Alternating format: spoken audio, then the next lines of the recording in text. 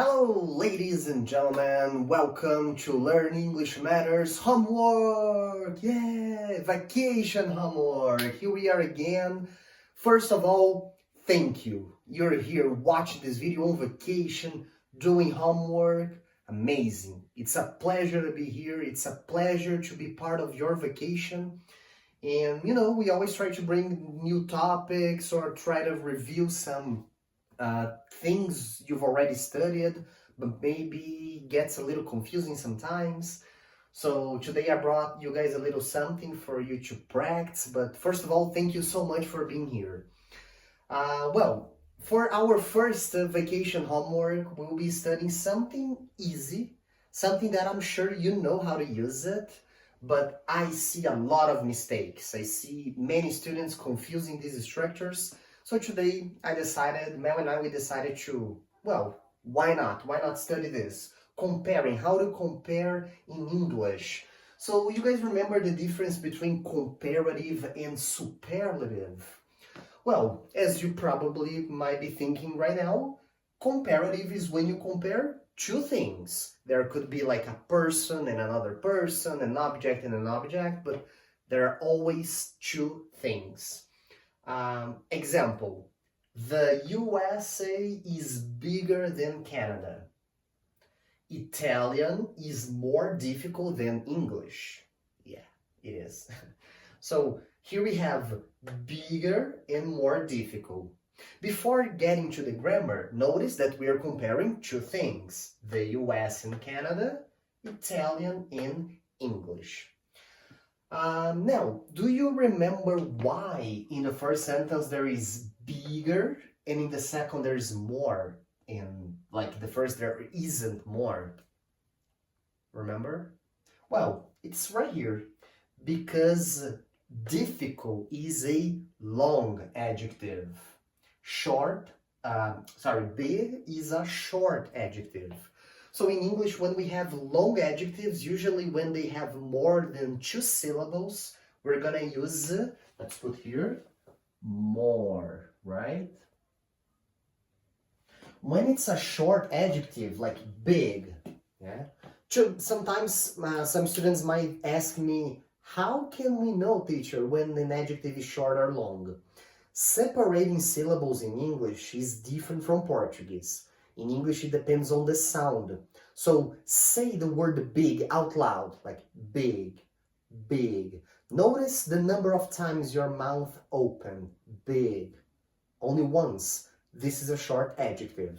So when it's a short adjective, we're gonna add two letters, E and R, to the end of an adjective. There are some specific rules that will be down in the website after you check. For example, big is a CVC word, consonant, vowel, consonant. So we double the consonant G and then we add ER. But please do not say more big. This is something I hear many times. And it's just because sometimes we don't pay attention when we're talking. It happens. But remember, short adjectives, we use ER.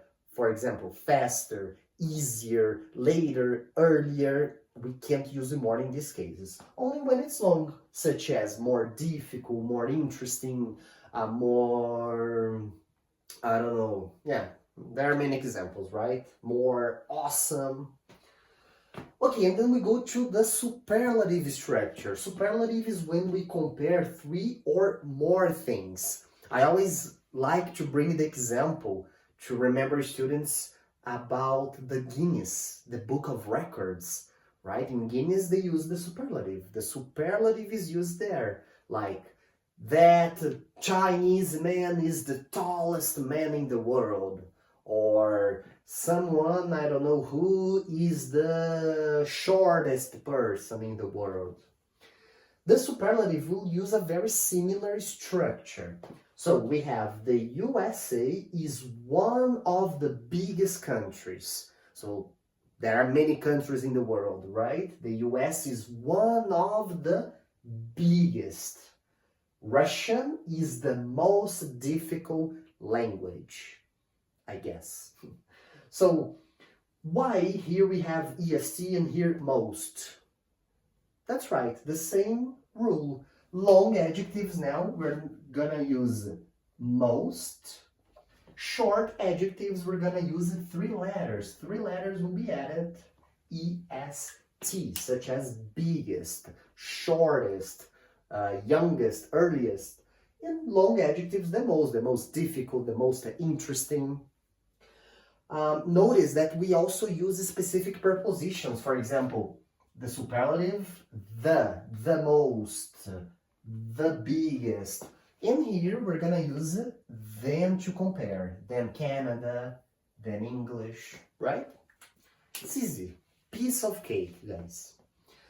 It is also interesting to remember the exceptions. We have 3 exceptions, good, bad, and far. Right here we have the comparative form, better, worse, and further. Right there we have best, worst, and furthest. And yeah, this is how we compare in English. Remember this, right? Okay, something else we'll be studying right now is double comparative and as.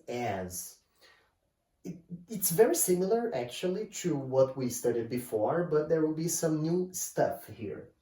Double comparative, for example, will use the same rules that the comparative form has. For example, if it's a long adjective, you use more. If it's a short adjective, you use er. So if you remember the comparative form, the rules from the comparative form well, if they are clear in your mind, you won't have difficulties to understand this. So we use the comparative again. The difference is that we have a double comparative twice. So, for example, the more you study, the more you learn, right? That's why it is called double comparative, because we use the comparative form twice. We can use a double comparative in many situations. When you want to emphasize something, when you want to, I don't know, tell a person that they should bring more people and you want to emphasize that fact. So the more you study, the more you learn, like a recommendation. Guys, the more you study, the more you learn. Or here with adjectives, the easier the topic is, the happier I feel, right? The easier the topic is, the happier I feel. Notice it's the same rule from comparative. We use er because is and happy are short adjectives. The difference is that we always use the. Remember before we were seeing that the is for the superlative. Double comparative requires the use of the. And sometimes we can use double comparative to omit some things that are implicit. For example, the more the merrier. That's a very common sentence in English. The more the merrier. Merry, guys, I don't know if you remember, like Merry Christmas. Merry means happy. Merry Christmas, happy holidays. So when you say the more the merrier, it's like in a context in which, let's say you are having a party or you're having a dinner and your friend asks you, so can I bring some friends? And you say, the more the merrier. The more people there are at the party, the merrier it is, the happier I feel. But we omit these words. We just say the more the merrier because we can understand. It's understood this way. Now, going to as. First of all, guys, be careful with this word, the pronunciation. There is like a Z sound in the end. As. So as will be used when we are going to put 2 things in the same level of quality, for example. Rock is as nice as country music. So I like rock. I like country music. So it's not that rock is nicer than country or the other way around. I like them both. I like them both. So rock is as nice as country music. Or we can use the negative form, then it's going to be a little different. Today isn't as cold as it was yesterday. So yesterday was colder. I could say this, yesterday was colder. today is hotter, but I can also use it as to express this idea that today isn't as cold as it was yesterday. Notice that we always use as twice, okay?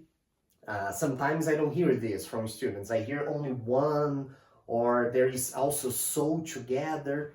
No, it's as, adjective as nice as cold as. This video is as great as the other ones, right? This topic is as easy as everything we study in English, huh?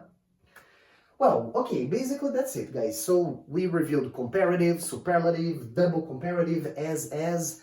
Now, we're gonna do some exercises, right?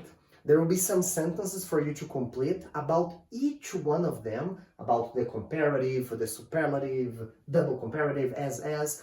So be careful, check the grammar, check the context, right? This is important in English, it's interesting, it's amazing when you guys can use this naturally, so keep on studying, right? And, if you have any questions, just let us know. As for now, that's it. Thank you so much for watching, guys. I hope you have a great vacation, and I'll see you soon in the next video. Later!